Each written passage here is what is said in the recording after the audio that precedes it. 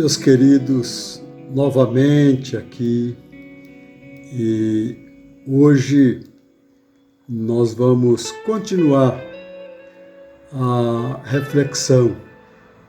Será a segunda parte da reflexão que fiz, baseada em Tiago, capítulo 1, versículo 2, que diz assim: Meus irmãos, tende por motivo de alegria o passardes por várias provações.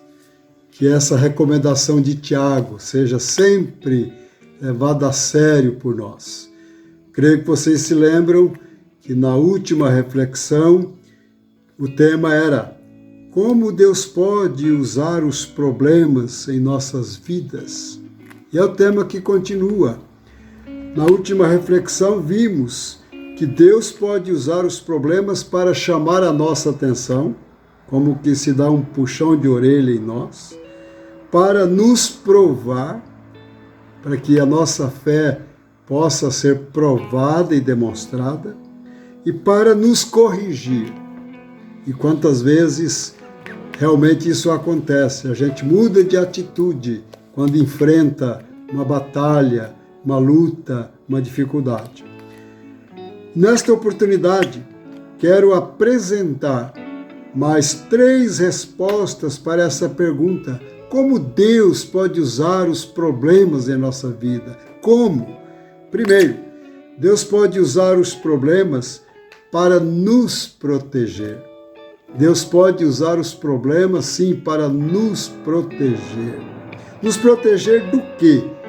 De várias coisas. Vou citar algumas. Primeiro, do apego exagerado às coisas desta vida. Nos proteger de que tenhamos esse apego tão exagerado às coisas desta vida.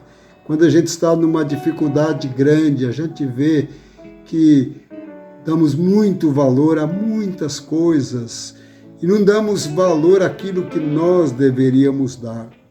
Também nos proteger do orgulho. Quantos há que sentem-se superiores a tudo e a todos? Nem sequer liga para Deus por orgulho. Deus quer nos proteger disso. Aí vem uma pandemia para mostrar que não adianta você querer ser maior do que ninguém, porque nós somos todos iguais. Estamos agora na mesma condição uns dos outros. Também Deus, às vezes, pode nos proteger através dos problemas, proteger da falta de humildade para reconhecer nossa completa dependência dEle. Nós dependemos de Deus sempre em tudo. Normalmente, quando o problema chega, é que nós então nos humilhamos e pelo menos pedimos a alguém para orar por a gente. Vamos buscar mais a Deus, num sinal de que agora estamos humildes. Então Deus, às vezes, permite o problema para nos proteger da falta de humildade que muitas vezes é tão comum na vida nossa. Acho interessante o testemunho de Davi, no Salmo 119, 71. Ele diz assim: foi-me bom eu ter passado por aflição, para que aprendesse os teus decretos. Foram as aflições que fizeram com que Davi aprendesse mais da palavra de Deus. Em segundo lugar, Deus pode usar os problemas para nos aperfeiçoar. Com certeza, os problemas respondidos corretamente são construtores de caráter. Deus está mais interessado com o nosso caráter do que com o nosso conforto. Ele nos quer melhores cada dia. E os problemas vêm exatamente para um corretivo, para construir melhor o nosso caráter, a nossa fé. É interessante o que Paulo nos diz em Romanos 5, 3 e 4. O texto diz assim: também nos gloriamos nas próprias tribulações, sabendo que a tribulação produz perseverança, e a perseverança, experiência, e a experiência, esperança. A gente cresce diante dos problemas, com certeza. E, finalmente, em terceiro lugar, Deus pode usar os problemas para fazer de nós vasos de bênção. Eu sempre gosto da história de um ferreiro que era uma pessoa considerada de vida torta, mas um dia ele conhece o Evangelho de Cristo, aceita Jesus, sua vida é transformada, ele passa a ser uma nova pessoa. Mas a partir dali, ele começou a enfrentar bastante problemas. Primeiro foi abandonado pelos amigos, depois, por perseguição religiosa, perdeu muito serviço na sua época. E um dia um amigo dele vai visitá-lo, ele estava lá na sua oficina trabalhando, um fogo aquecido, um ferro sendo aquecido, e o amigo chega e diz: mas por que depois que você mudou de vida e agora foi para essa igreja, você está enfrentando tantos problemas que você antes não tinha?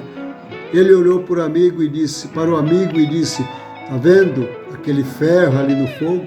Ele está quase pronto para que eu o transforme em um machado. E eu quero fazer o melhor machado da minha vida.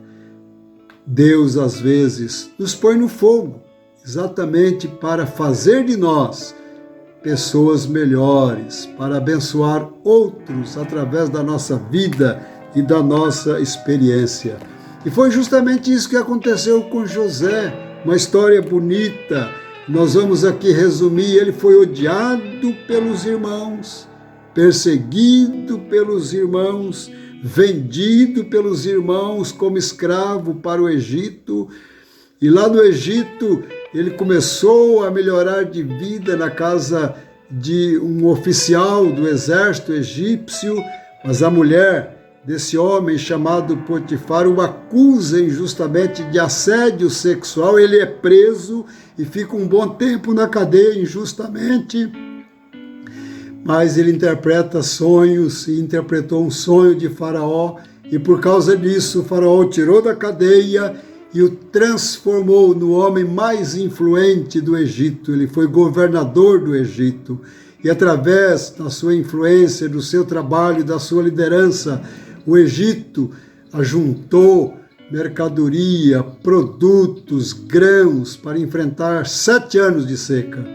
E quando a seca chegou, muitos povos foram atendidos pelos egípcios, inclusive a família de José, inclusive os seus irmãos que foram traidores, que o venderam, que queriam matá-lo.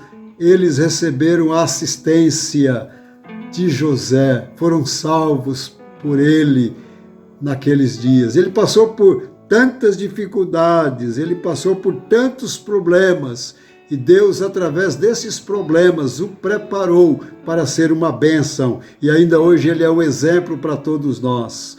Que nós possamos também assim entender. Estamos diante de um problema sério, uma pandemia séria, mas que possamos entender que Deus pode usar esse problema todo para fazer de nós vasos de bênçãos na vida de outros. Amém.